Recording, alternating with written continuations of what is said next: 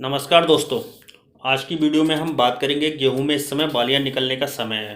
तो इस समय पर हम ऐसे कौन से स्प्रे दें जिससे हमें बम्पर उत्पादन मिल सके, साथ ही हमने जो अब तक गेहूं में मेहनत की है या फिर लागत दी है वो सही दिशा में बढ़ सके, किसान को अपनी फसल से अच्छी पैदावार मिले। और किसान को क्या चाहिए, तो इस समय पर हम ऐसे कौन से स्प्रे दें जिससे अच्छी पैदावार मिल सके। तो गेहूं में इस समय बालियां निकलने का टाइम है।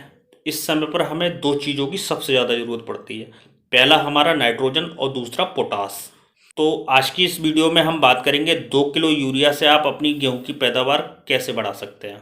मात्र 2 किलो यूरिया से किसान गेहूं में पोटास तो डाल देते हैं लेकिन नाइट्रोजन इस समय पर नहीं डालते हैं, जबकि गेहूं में इस समय दाना बनते समय नाइट्रोजन की सबसे ज़्यादा ज़रूरत पड़ती है। और कहीं ना कहीं कई सारे किसान भाई हमारे नाइट्रोजन को इस समय नहीं डालते। नाइट्रोजन का इस समय काम हमारी फसल में क्लोरोफिल की मात्रा को बढ़ाना है, जिससे पौधे तेजी से खाना बनाते हैं। अगर हमारी फसल में इस समय नाइट्रोजन की कमी होती है तो कहीं ना कहीं क्लोरोफिल भी बनना कम हो जाएगा, जिसकी वजह से पौधा अच्छे से खाना नहीं बना पाएगा और कहीं ना कहीं हमारी पैदावार पर फर्क पड़ता है। साथ ही नाइट्रोजन का काम होता है हमारी फसल में फास्फोरस, पोटास, मैग्नीशियम और कैल्शियम जैसे तत्वों को एब्जॉर्ब करने की क्षमता को बढ़ाता है। अगर आपकी फसल में इस समय नाइट्रोजन की कमी है तो आपकी फसल में फास्फोरस, पोटास और कैल्शियम जैसे तत्वों को ग्रहण करने की क्षमता कम हो जाती है, जिससे पौधे अच्छे से इन्हें ग्रहण नहीं कर पाते।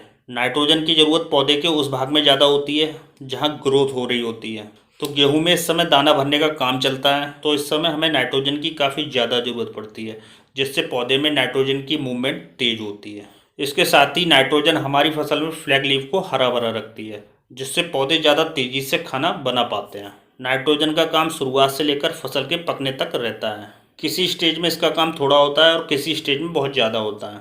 तो आपको अपनी गेहूं की फसल में नाइट्रोजन की जरा भी कमी नहीं करनी है। अगर आप इस समय पर नाइट्रोजन का स्प्रे करते हैं तो कई सारे तत्वों की काम करने की क्षमता भी बढ़ जाती है, जैसे फास्फोरस और पोटास ज़्यादा तेज़ी से काम कर पाएंगे।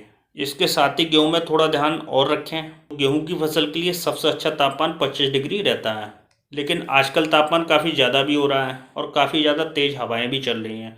तो तापमान को कम करना हमारे हाथ में नहीं है। हमारे हाथ में एक चीज़ है, हमें इस समय फसल में बिल्कुल भी नमी कम नहीं रखनी है। नमी कम होने से दाने हल्के पड़ जाते हैं। और अगर इस समय पर आप 2 किलो यूरिया को 150 लीटर पानी में छिड़काव करते हैं तो निश्चित ही आपको अच्छी पैदावार मिल पाएगी, जिससे दाने भी ज़्यादा भरेंगे और फसल भी आपकी स्वस्थ रहेगी। एक चीज़ का हमें और ध्यान रखना है, इस समय पर हमें केवल 2 किलो ही यूरिया देना है।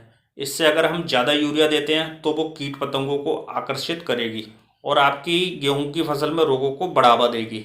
तो याद रखना है, केवल 2 किलो यूरिया को आपको 100 से 150 लीटर पानी में स्प्रे कर देना है। आज की वीडियो में बस इतना ही। वीडियो अच्छा लगा हो तो एक लाइक करिए, साथ ही चैनल को सब्सक्राइब करिए। जय किसान।